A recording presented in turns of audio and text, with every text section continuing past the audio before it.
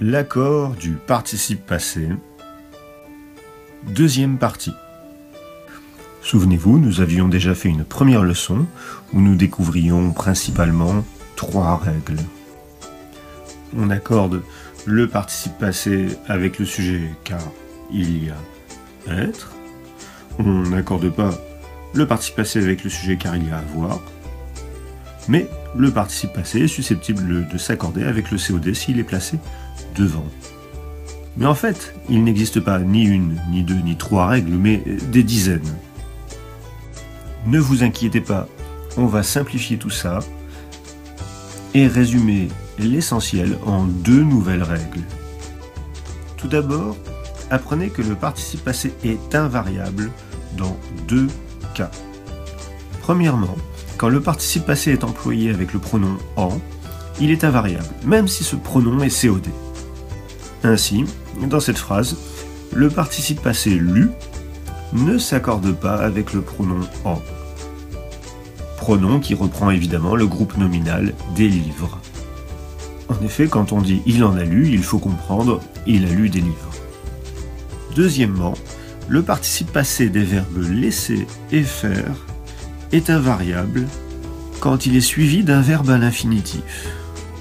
Dans cette phrase, le participe passé « fait » est suivi de l'infinitif « tomber ». Donc, il ne s'accorde pas.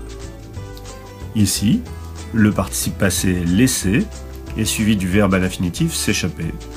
Il ne s'accorde pas non plus. La raison est plutôt simple.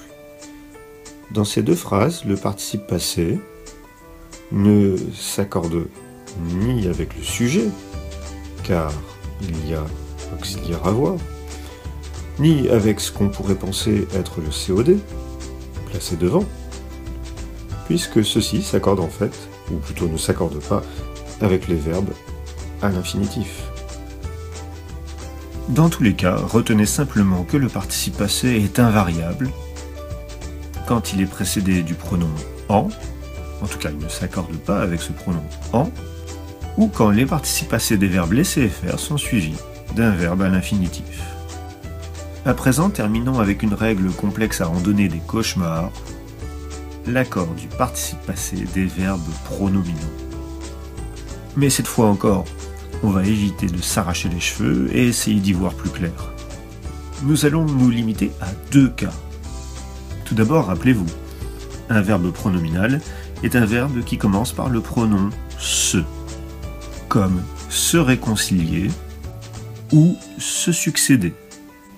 Si le pronom « se » est COD, alors le participe passé s'accordera. S'il n'est pas COD, s'il est COI par exemple, alors le participe passé ne s'accordera pas. Dans la phrase « les 2 garçons se sont réconciliés », le participe passé réconcilié prend un S, il s'accorde. Mais pour le comprendre, il va falloir se livrer à quelques contorsions. Tout d'abord, il faut se demander, les 2 garçons ont réconcilié qui? Comme si on avait l'auxiliaire avoir.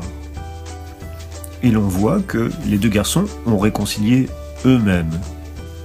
Eux-mêmes étant évidemment en fait le pronom « se ». On voit alors que le pronom « se » est COD. Se réconcilier, cela signifie réconcilier soi-même, réconcilier quelqu'un avec quelqu'un d'autre. Mais dans la phrase « ces rois qui se sont succédés sont des Mérovingiens », le pronom « se » n'est pas COD, il est ici COI. En effet, si l'on pose la question « les rois ont succédé à qui ?», la réponse est évidemment « les rois ont succédé à eux-mêmes », car on succède à quelqu'un.